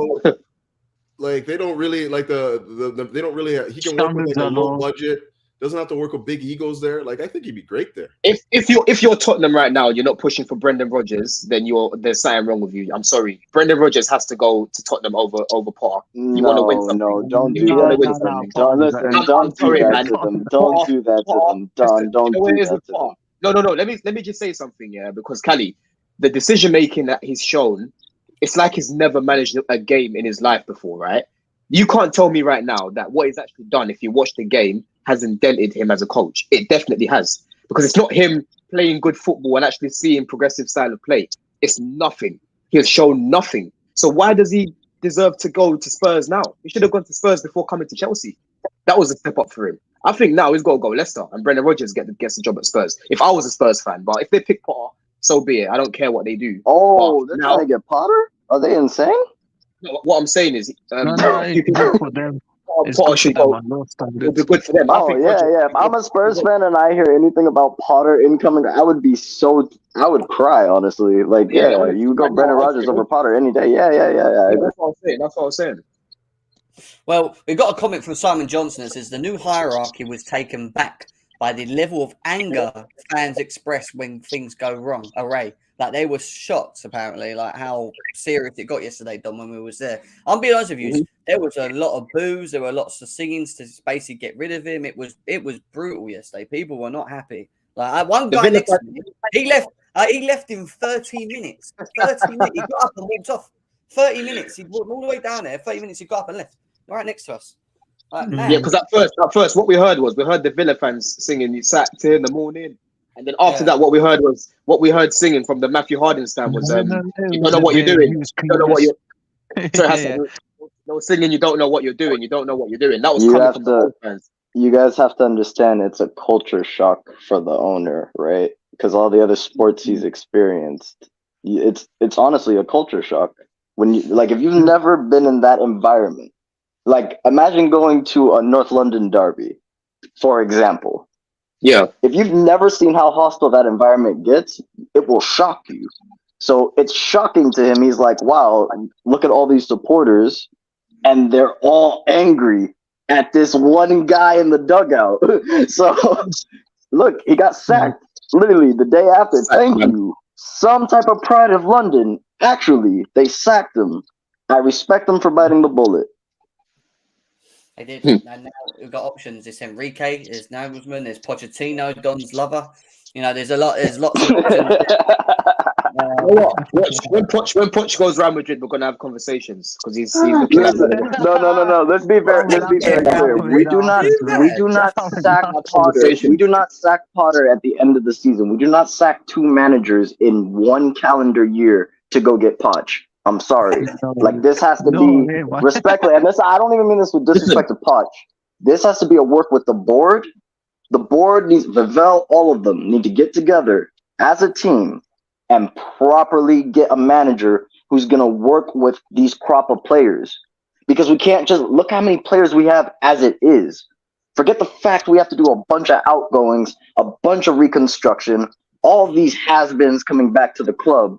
We also going to have to realize that the manager might not like half of these players. Then what? We have to get a manager who's going to be willing to work with this squad. And that is key. He was waiting and for Poch is not it. That's all I'm saying is Poch is not it. I don't have the answers. Don, he was waiting for this yesterday. Remember this yellow? We said it was waiting for this yellow. I was hoping I'd wake up to that, mate. I thought I'd wake up to that, but I'm happy I have waited. Do you know what though? Funny enough, Victor, I saw a tweet earlier from this random girl. She tweeted apparently Potter's been sacked, but there was no likes or anything. I think there was like 5 likes on there, and she tweeted underneath. She was like, "Yeah, someone in the club has like let me know." So I thought, I don't know if this is an ITK or not. But yeah, man, I'm still shocked even now. I'm surprised they've actually done it. Victor comes out of another donation. Big up to Victor as well. He's smashing it today. He says, get Ancelotti if we must wait till the summer is what he feels. He's saying Ancelotti. I was going to say, is Ancelotti definitely leaving at the end of the season at Real Madrid? Does anyone know? Because there has been rumours. He's looking like he's on the ropes right now.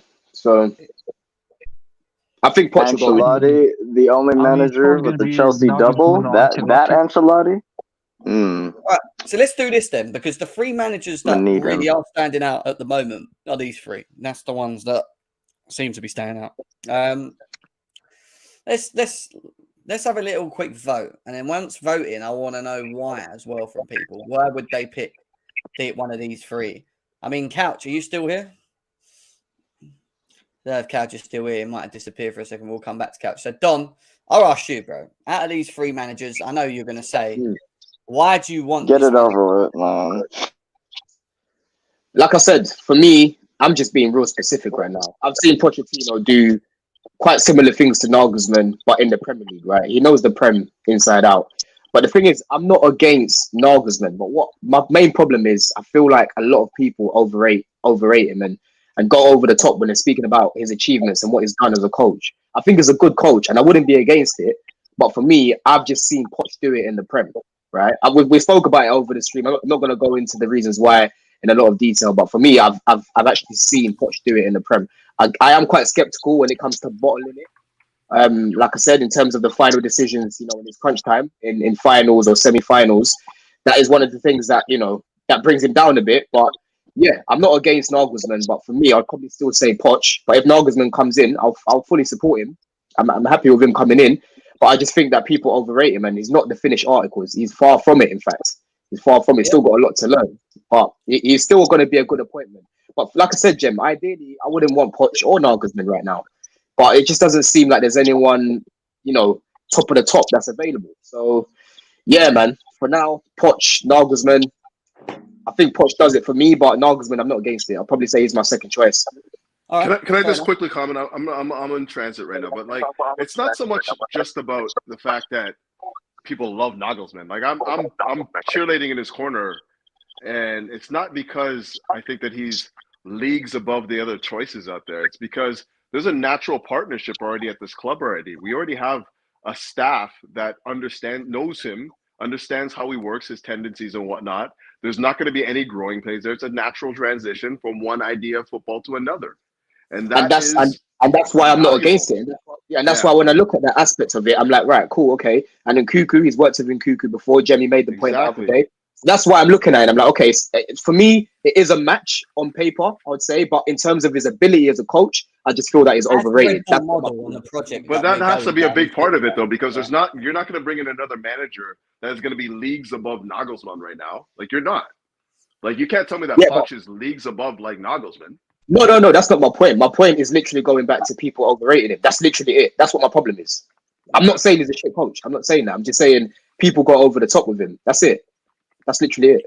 Well, staying on Nagelsmann, we've got a comment from Pletty Gold. It says, Nagelsmann sees Chelsea as an option due to Vivell, the players that are already there and the project. So apparently he likes the overall idea where we're going, what we're doing. Probably the fact that it's very similar to the Red Bull model, which I did say to people, I think is the route that we will look at, but with more money, if that makes sense, in terms of how we're going to be still aggressive with sort of the top players and stuff like that. So, I mean, Callie, what are you saying, bro? You got three. I've put them three there for now because they're the three that we, that you might as well just close those white bars, get rid of Poch right there.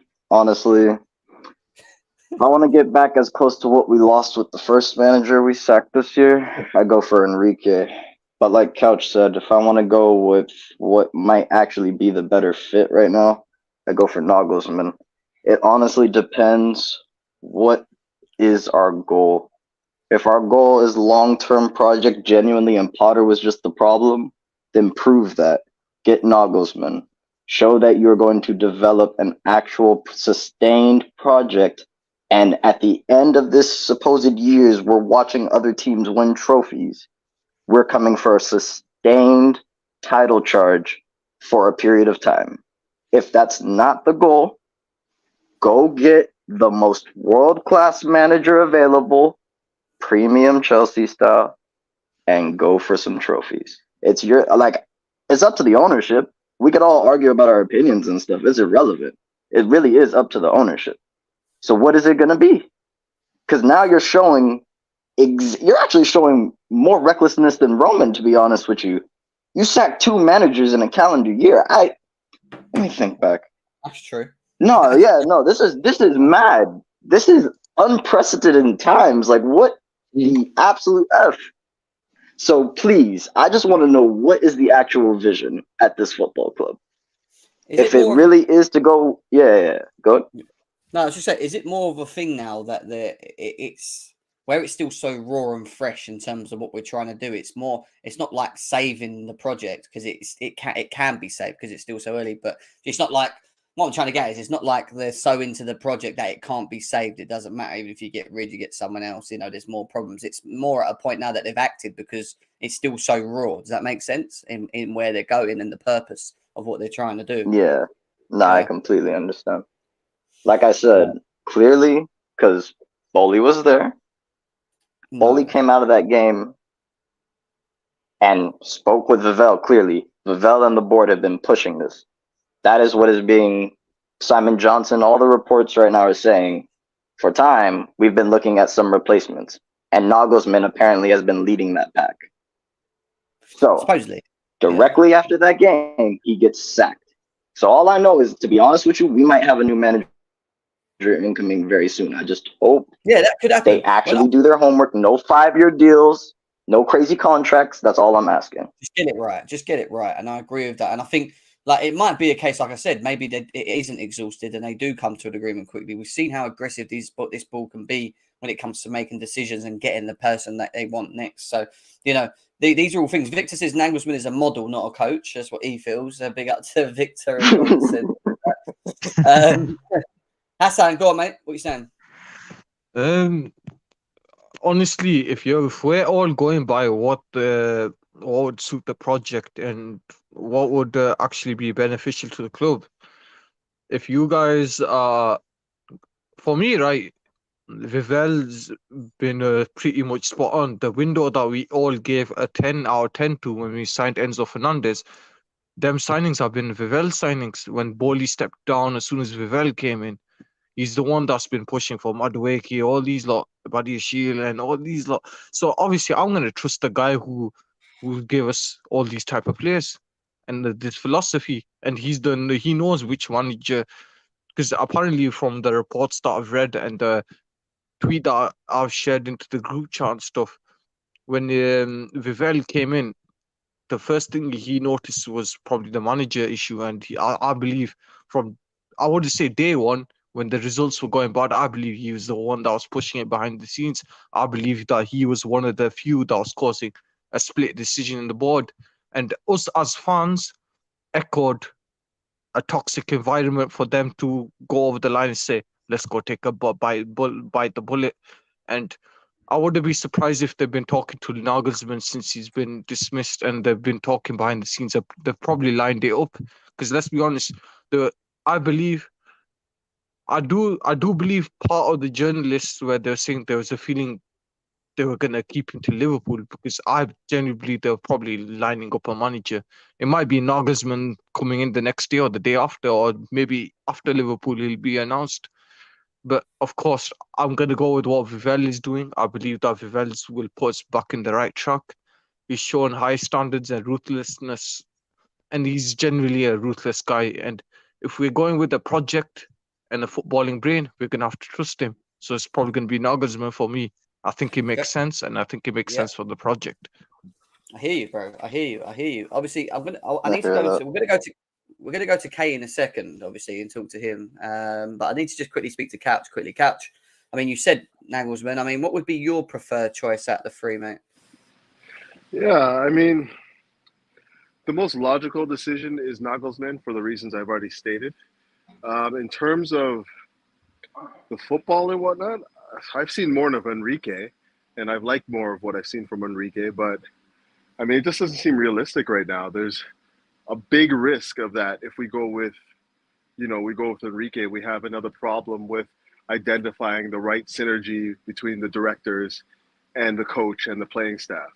It might mean that we go in a completely different direction. I just think that this is a natural transition going from Nagelsmann, going from Potter, who, had a bit of a relationship with Winstanley and whatnot, to Nagelsmann, who clearly has a relationship with Vivel, the guy that is shaping the direction of the club, the playing staff going forward.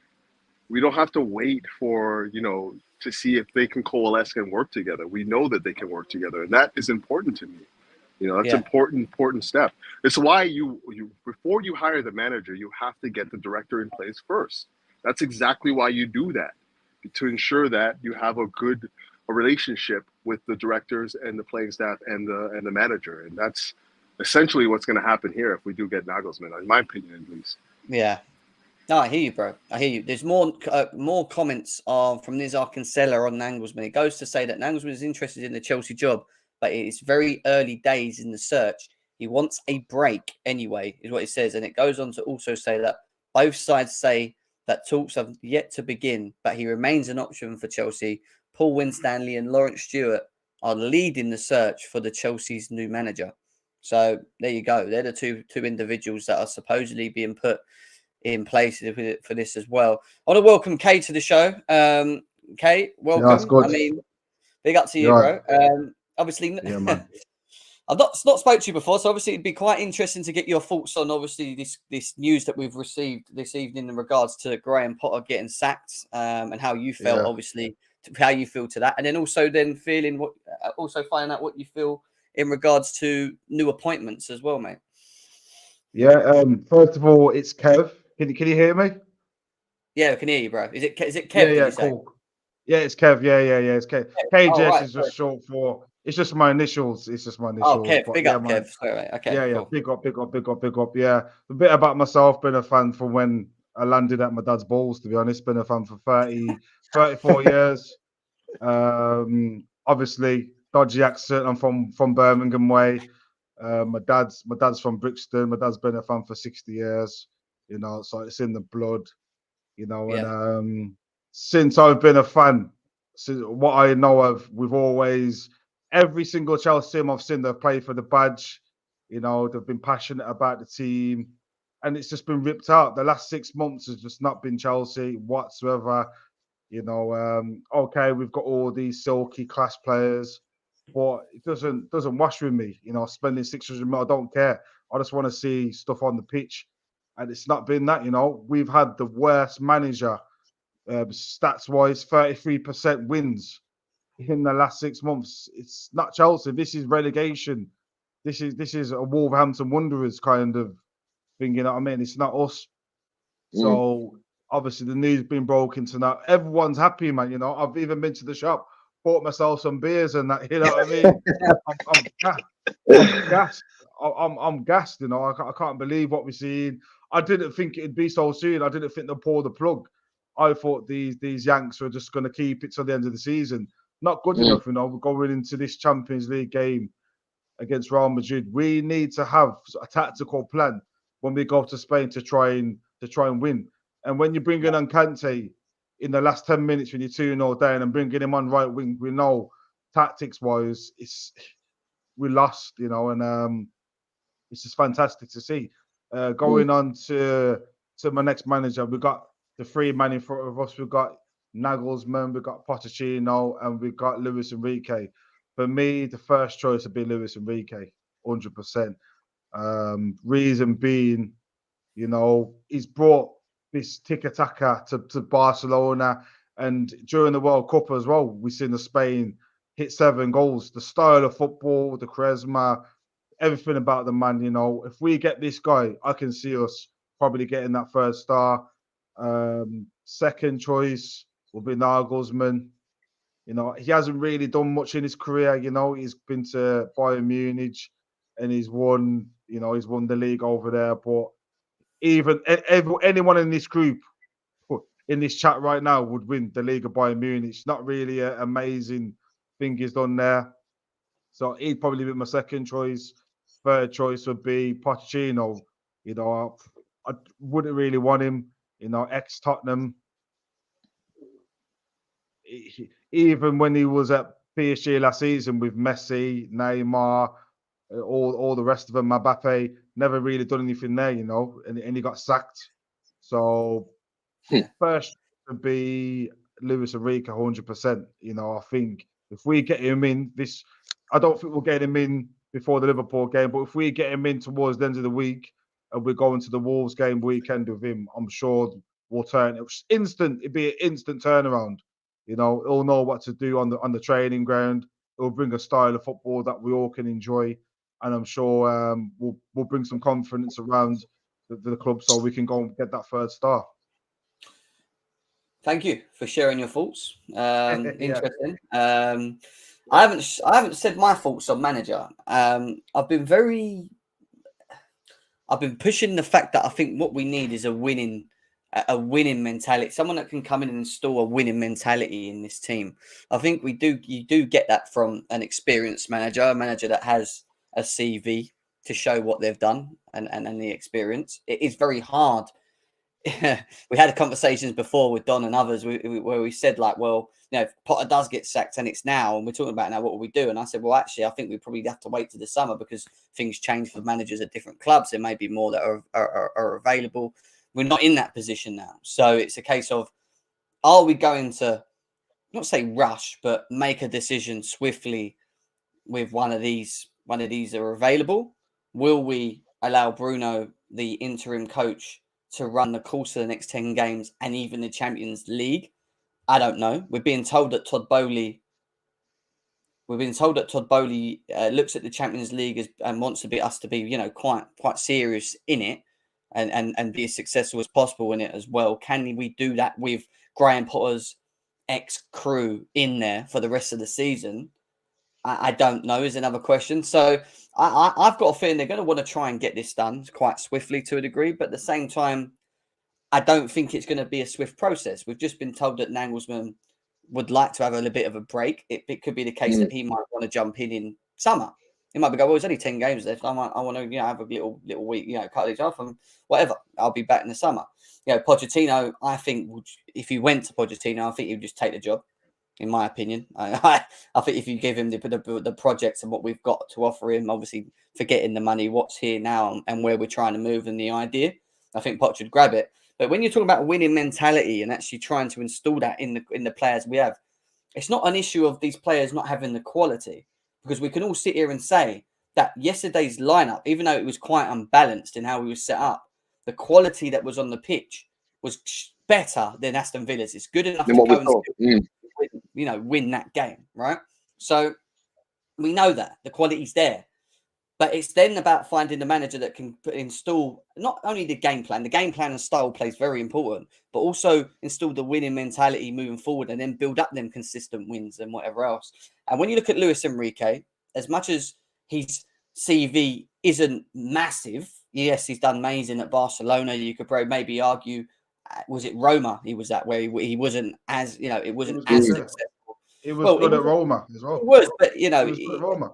You know, yeah, but it's the success side of it as well, and what he did at Roma. You know, his CV's very built up from what he did at Barcelona with the players. Success he was, you know, you know, being said, Messi in his prime and whatever else, and so, you know, don't take it away from him because he had a style of play and it works. We've seen him at Spain, and coaching the Spanish team, and a lot of people look at it and go, well, actually, you know, I don't actually like that because. You know, a lot of people say it reminds them of Sarri ball. Do you remember the way that they keep the ball so much? And move and that's what we want to see, though. We want to see with Potter right now. We're not seeing any kind of game plan. We're not seeing any kind of. We're not seeing no balance to the team. I would love to see Sarri ball back at the club. At least then we had a style of football.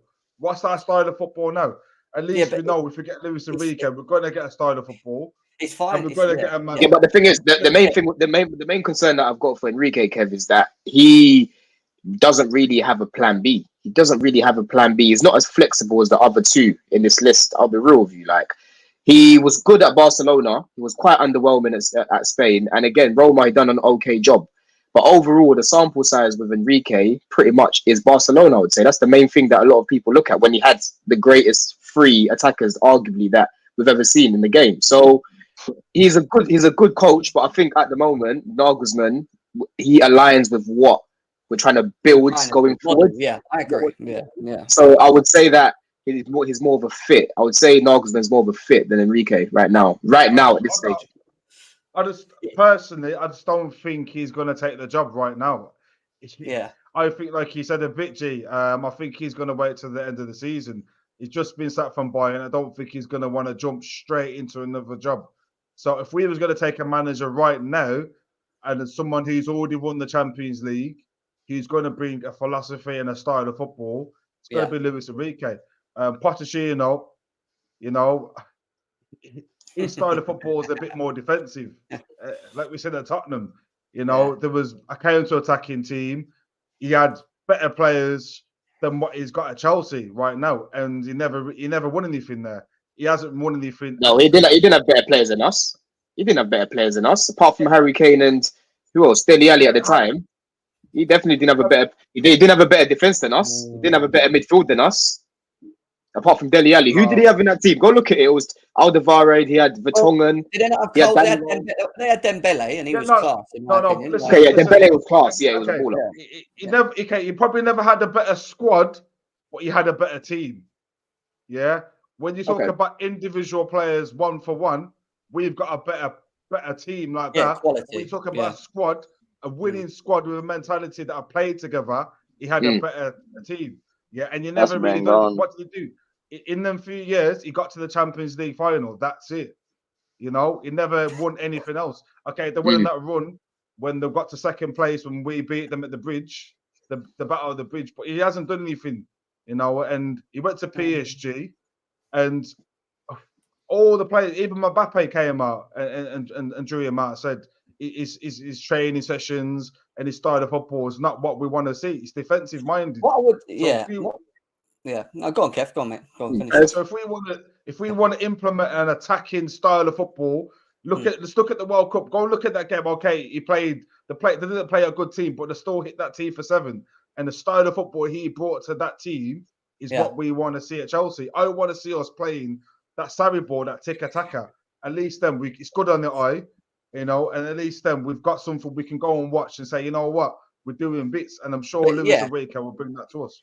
I think the most important thing out of all of this, and this is why I kind of highlighted all 3 of them, is that I ain't fully sure on all 3 of them. I'm kind of, it doesn't make me jump out my chair, is what I'm saying. When I look, because I'm not sure on Nagelsmann, because I've looked at what his stats at Bayern Munich. He only lost 3 games and he got sacked.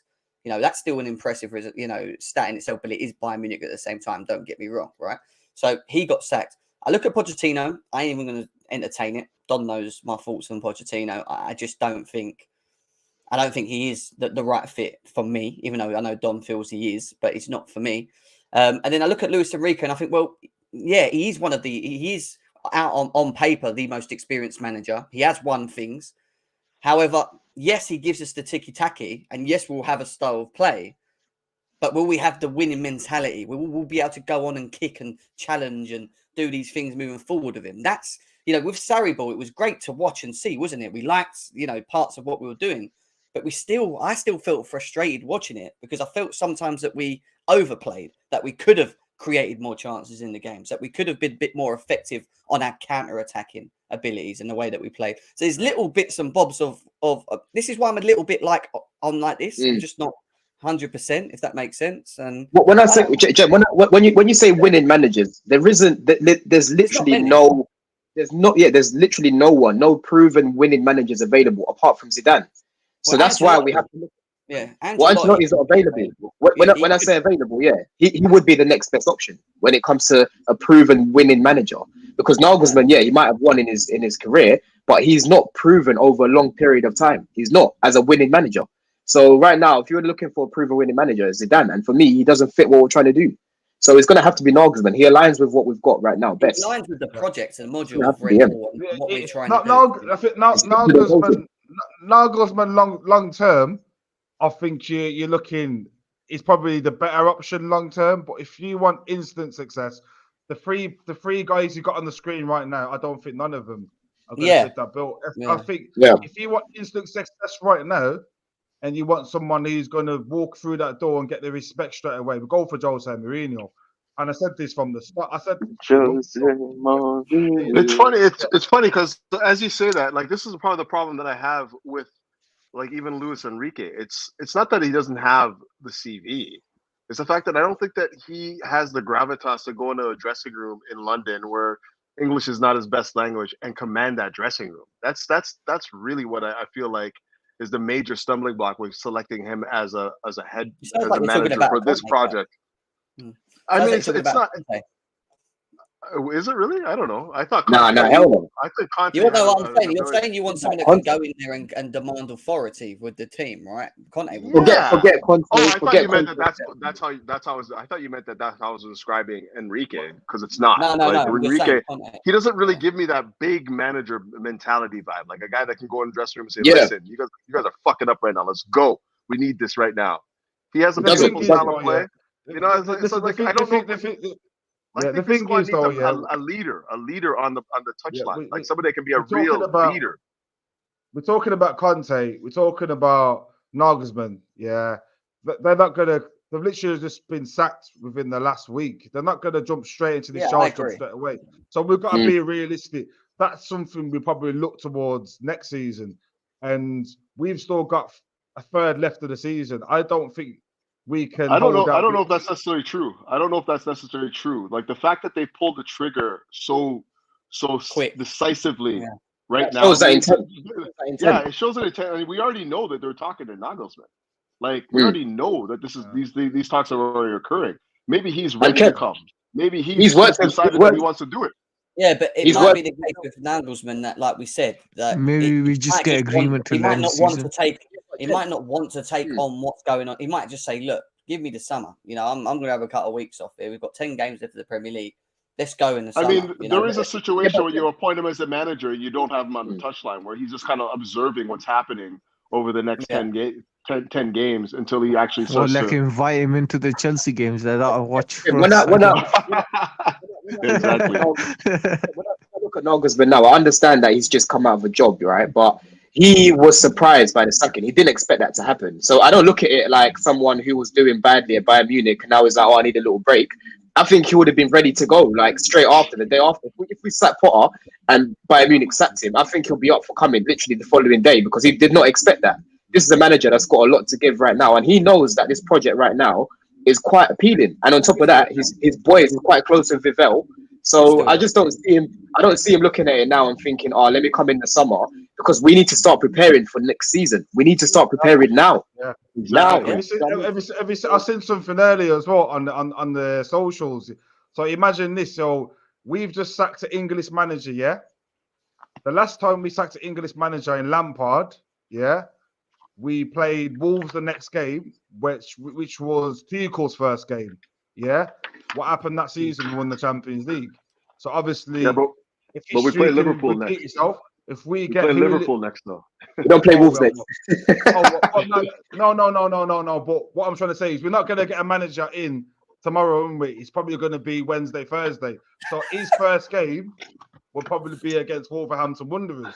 Yeah, I don't think. Okay, with that one, yeah, I don't think he'll be here in time for Liverpool. I think they have to make it look like they're trying to, as much as they think they're going to get him, they have to make it look like, okay, we're taking our time a little bit, but knowing that they're going to get him regardless, more of a formality, right? But yeah, I don't think he'll be here for Tuesday. I think he'll be ready after that. I don't see him saying, "I'll come in the summer." It just doesn't make any sense. I'm just laughing at Matty's comments here, man. Matty got to chill. He's on one. Matt is on one. He's on one. To be fair though, I spoke to him yesterday. We were messaging each other, and he was like, "Look, Don, they're not going to sack him." I said, "Mate, they're going to sack him." I was there today with Jem, and it was bad. It was bad. You know, when you just get that feeling that something has to happen now. Like it's beyond. It's beyond. I was speechless. I don't know if you guys have seen my fan come after the game. I literally had no words. I didn't even go to the game. Even before the game, I knew that that was it before the game. When I looked at that starting lineup, we've got 4 wing backs here playing across that back 4. What kind of who does that? When we saw that, Kev, yeah, Fam, you're approaching it with intelligence. You can't do that. When we saw the lineup, right, the first thing that Jem was saying was, "Oh, he's gone to 4 at the back," because we saw Loftus-Cheek and what's his name, Reece James. So he was like, "Oh, he must have gone to 4 at the back." Then we've checked the Sky Sports app and we're seeing Ruben at the back. So then we worked it out. It's actually Reece James at the back, Ruben right wing back. I was like, "What is going on here?" So basically, you've got the best right wing back in the world playing right centre back, and you've got a centre midfielder of ball carrying Ruben Loftus-Cheek playing right wing back. Play right wing back. He fucking does that. And then he brings on Kante right wing. Like what the fuck? Like what? It made no sense. It's worse than putting Tammy in midfield. Don't forget the Gallagher son. Don't forget the constant Gallagher son. We also brought Gallagher on to play left wing and make crosses and dribble passes. Never forget the Gallagher son. And then on top of that, he leaves Koulibaly on the pitch, who was an absolute numpty most of the game as well with Kukurea. The wickedest thing is, I seen it. I was watching the game here, and you got Pulisic and Mount warming up for 20 to 25 minutes, and then he brings on Kante and leaves Mount on the bench. When we need that creativity, we needed someone on the wing to get them crosses in, and he brings on Kante. Totally, is game management. I've never seen nothing like he is basically got what he's been doing. What he's been doing with his in-game management, is like if you work in a warehouse full of machinery, criminal. The perfect way to put it with Potter is it's gross misconduct. Yeah, that's why he had to lose his job. He's done it numerous times because if you work in a warehouse full of machinery and you leave the machine working whilst no one's there and it injures someone, you're gonna get sacked. you're gonna get sacked. What Potter's done is sackable because he's making basic mistakes game after game. And game. you know what? You're right. He You know, questions my he Gross questions misconduct. my Yeah. intelligence. Like he questions all of our intelligences. Because like you look at the lineup, and you're like, but this What doesn't the make fuck? any sense. But this guy's Yeah. managing Chelsea, so he must know Bro, best, right? Like you obviously, don't need a there's gotta coaching be something. Can There's I qualifications. gotta be. can I You know what I mean? repeat one of my I favorite just quotes? feel like I just feel like there's got to be something else going on here, like that I'm not seeing. I'm a novice in the game, so this guy's gone through his coaching badges, and he's playing two wing backs at center back. You know what I mean? Don't Like, get me started. Ask Don. I Ask couldn't Don what I figure was it out, saying at the man. game. Hey. At the game, tactically, I was sitting there with Don at the bridge, staring at it, going, "What the what the fuck are we doing? What are we doing? What is the setup?" I was trying to understand it, like trying to see if there's any Jim. behind it. And do you know what? You know it's really bad when N'Golo Kante comes on the pitch, right? And he's the furthest player at the pitch to the point where he gets the ball in the box and he's 1-on-1 with the goalie and he hits it past the post. That's how bad tactically. You know, And do you know what made me mad as well? Like Enzo's been getting good positions to actually create stuff like in the I know. midfield. What does he do? He says to Enzo, "Yeah, you're the one that's gonna stay furthest back this game, and just go out there and try and create from the back against John McGinn. What's his name? Kamara. You know, the good technical midfielders, Bendia. It was madness to me, man. It was absolute madness. Still sabotage as well. On top of that, every time the ball landed outside the box to where you want Enzo to be, his instructions was to make sure that Kovacic was at the edge of the box to make sure he fired shots at my head, which is what he was doing. He was firing shots at my head. Kovacic shots are bad. Even worse. Don't forget it. You know what it is. I just don't think the players before you got like I do a bit of managing. I'm a bit of a coach. I don't think the players knew what their job was. I think it's just basically you go out and you do what you need to do because you got fucking Kovacic shooting from anywhere. We know Kovacic. He scored one goal outside the box since he's been here. You know, he got fucking So Ben bad. Chilwell. Yeah, you know the funny thing is, Jem will tell you. I say this all the time. Players will always react to their instincts on the pitch. They rely on their instincts on the pitch. If you put a wing back at center back, he's going to play the game in the split seconds that you need him to make a decisive decision, like a wing back. So decision for Cucurella to come across and try to win the ball, that's exactly what a wing back would do. Be aggressive and trying to win everything, knowing that he has cover in behind him. But as a center back, you have to fall back, fall off, and allow the play to develop a little bit more before you try to make it an aggressive play, a challenge like that. So again, all of these decisions that we're talking right now is down to management. Like, how do you not see these little small nuances in the game? And you're a top level coach for one of the biggest clubs in Europe. You know what I mean? Gross misconduct. Gross misconduct. I told you. Dennis Zakaria. Wait, guys, and then it's the audacity. 2 seconds. Sir. Dennis Zakaria and Aubameyang have both liked a post on Instagram of Potter getting sacked. Of course, because they're not playing. What do you expect? They're out of the squad. I don't blame them. I don't blame them. Because I'm saying that's the only thing I like about Potter. The fact that he actually made an actual decision about the playing staff and said, this is too big a playing staff. I have to trim it down for the last 10 games in the Champions League. That's the only decision that he's made. That's whether or not you agree with like the players that he selected is one thing, but he made a decision to cut down the playing staff so he can work with who he wants to work with. That's the only thing I can back.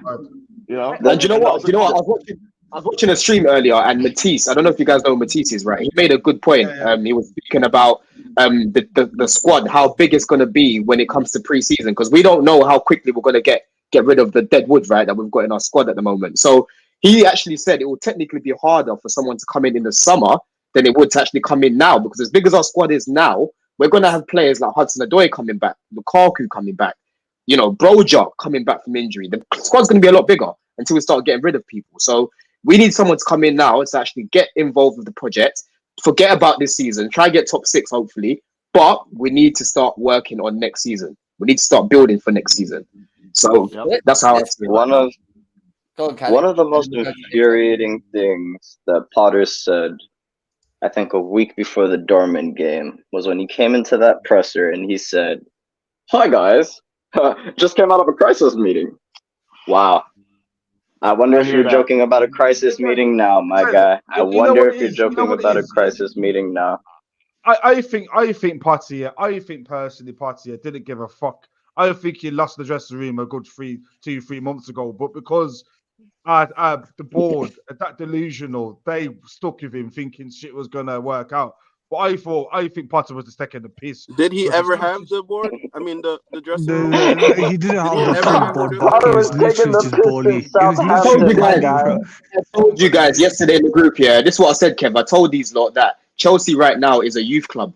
It's a youth club. That's all it is. And Potter is the youth manager that's managing it. And everyone's lovey-dovey, and do you know what I mean? There's no seriousness at the club right now with him there. No, nothing. It's just the Bro, way he talks. there was no It's just the seriousness way he since he talks. came in, man. And then I Listen. think and then we got Aubameyang fucking in the Barcelona change rooms last week. Everything about the club right now. Okay, can I ask is you something? man. Okay, Stunk, bro. let me ask you something. Southampton, was that a sackable offense? Yes. To you, was that? Yes. Okay, wait, one more time. Spurs, was that a sackable offense? 100%. Okay, Everton, we can let go, right? Now, No. that Aston Villa game at home, is that a sackable offense? 100%. Yes. Okay, listen, I just want to be clear. He should have been gone time ago. He's been taking the piss time ago. The guy had about 10 lives. Seven wins in 7 months is beyond sackable. I don't think the board wanted to actually. They held on so much to try and ride it, and I think what they said to him. I remember what game was it where we lost? Was it? I can't remember. It was at home. We lost to someone. How can you forget how many losses? I think it was There's been Southampton. plenty. Yeah. Southampton. It was Southampton, right? Because I remember a tweet coming out saying that that the board were willing to back him. This was going into them 3 games. Do you remember? Providing that he can kind of win the support back of the fans. Like basically saying like we will give you another chance, but this has got to be your last. And I think that literally, he won the Dortmund game. Don't get me wrong, and everyone was a bit like, yeah, it was Champions League and whatever. We got a bit excited, but he just spiraled back down again. And once he got himself into that horrible mess of a loop again, where he just couldn't solve and work out how to get the best out of this team, and then the fans erupted, and Bowley and that was sitting up there, but we were there, Don. They were in that box right up there, Egg Valley as well. I think that was that they looked at each other and gone, we can't. Wait, real quick, Jason. If we do not sack this guy, we can't keep giving this guy lives because they will come for us next if we don't do something here. You know what I mean? And that's what I think they've done. I think they've just reacted on the basis that the fans, the fans have forced him out.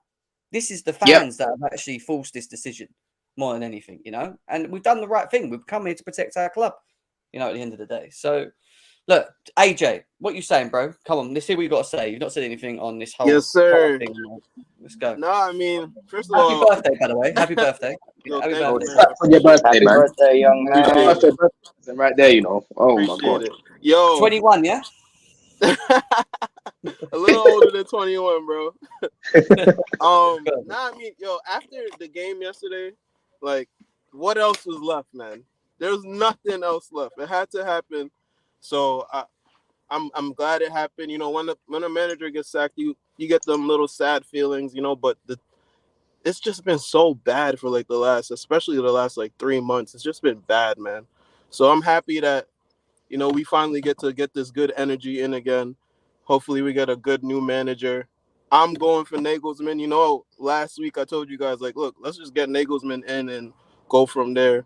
I just want to see some goals, Even if we're winning games 5-4, 6-5, I just want to see some goals, man. I'm tired of this struggle ball that we playing, So that's really it, I'm just excited for what happens next. I hope it's a big decision for Bowley and them though. So it's not as simple as people think. I know. Between me and you, AJ, and everyone here, I have got a meeting with Bowley tomorrow. Potentially. You already took your badges? You took your badges already? To potentially, like I told you guys in the group chat, to potentially jump in and interim. It's April Fool's. Oh man.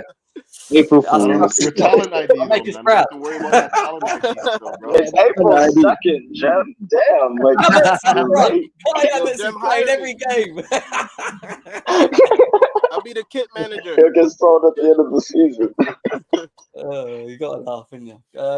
Yeah, guys. But yeah, man, that's it. Big up, AJ. Big up. Also, Big up, I'm going to say again, happy birthday, man. Happy Appreciate birthday. it, yo. Yeah, man. We're going to continue tomorrow. We'll do another show tomorrow. We've got to, haven't we, really? We've got to just keep going now. And obviously, we've got the Liverpool preview to do as well, which is Tuesday. We've got football on the pitch. We've got no manager. We've got Bruno taking over as interim. We got the potentials that Chelsea could appoint a manager tomorrow. Who knows? Just not put it past us because we know what we're like. I don't know. But there's going to be a lot happening in the space of this week, going into this week. What is Bruno's resume? What is his CV? Genuinely. Who's? Our new interim coach. What is his CV? Well, I've got He's going to be interim. He's going to be a caretaker, man. Under the Champions League, man. Yeah, so Bruno's going to rock up to the set. He was the cold man like 2 weeks ago, man. Please tell me we'll have a manager before the Bernabeu. That's all I'm asking. His CV is as long as mine. He hasn't got one. So, you know, why can't I have a chance? You know what I mean? Like, it makes more sense. Listen, Kali, man, you gotta respect the hustle, man. From Corn man to the Bernabeu, man. Guys, we will be back tomorrow. It's been a great show. We've had 700 people on the show today, all the way through. Big up to live viewers as well. Big up to every single one of you guys. Kev, thank you for coming through, mate. It's been good having you on and getting your thoughts in as well. Big up, Don, big up. Always, big up to you, Kelly, the team Yep. as well. Hassan, Big Cal, up, Kev. AJ, every single one of you guys. We will be sleeping tonight, not having to actually, what's the word? Worry about Chelsea right now because he's not the manager. We'll let that loss go. That's how we'll put it. We won't let Graham haunt us anymore, man. Yeah, we ain't got no. We're I free. don't got any more haunted nightmares of Graham. No Potter. more jokes about crisis meetings. Crisis meetings are over. Hey, yo, all I can say, right, is Graham Potter has given everything, man. Jem, take it away. One last thing. Who they bring in will determine if I travel to Wolves, right? So I might actually get that ticket off Fats. What about no more games for the rest of the season? I watched that. Interview. There's no more games for the rest of the season. After until Potter's gone, but he's gone now. So yeah, depending on who they bring in. Smart man. If it's Pochettino, you'll be up there in 5 minutes, mate. So I know that. Hey, no patch. I'm gonna be there. The boys gave everything, and that's life. We'll be back again. We'll be back again tomorrow as well with more news. Probably loads of news in the morning to catch up on as well. Normal time, probably in the afternoon around 1 o'clock as well. Smash the like before you leave. Leave a comment below and let us know who you want to be the new Chelsea manager as well. And yeah, peace out, guys. See you in a bit. Take care. Peace.